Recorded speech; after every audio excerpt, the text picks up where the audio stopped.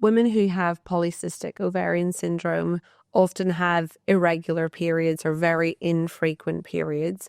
How do they differ from people who have primary ovarian insufficiency? So what I would say to that is lack of periods or infrequent periods is a symptom. It's not a diagnosis. So if you come to see me and you say to me, I'm having 3 or 4 periods a year, that doesn't tell me much other than that you're not ovulating regularly.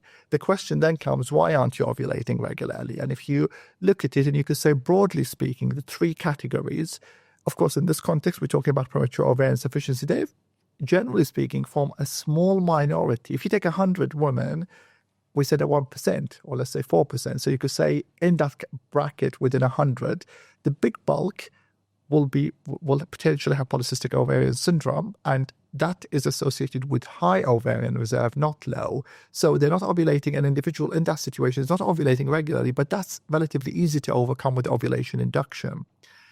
Another category, which is about a fifth of people with infrequent ovulation, anovulation, is a condition called hypothalamic amenorrhea. So in that situation, the stimulation from the brain is not resulting in regular ovulation. And that could be either weight loss related, exercise related, stress related, or a bit of everything. And often people in that group think eating disorders and anorexia, and of course that can cause it. Most people we see in that situation haven't got an eating disorder, and they've got a normal low weight.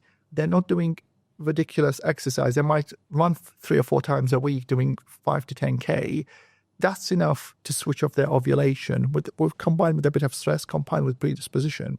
So going back to your question, it's trying to go back to ask, what is the cause of where you are? Which category do you fall into? Now, we were saying premature ovarian insufficiency have low ovarian reserve. Polycystic ovarian syndrome have high ovarian reserve. Hypothalamic amenorrhea could have any.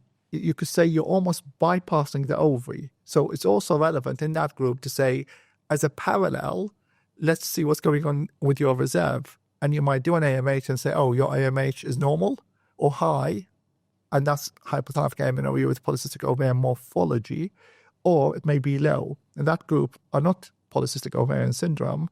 The ovary is bypassed in this situation. Yes. So I say that'll be a relevant question to think about.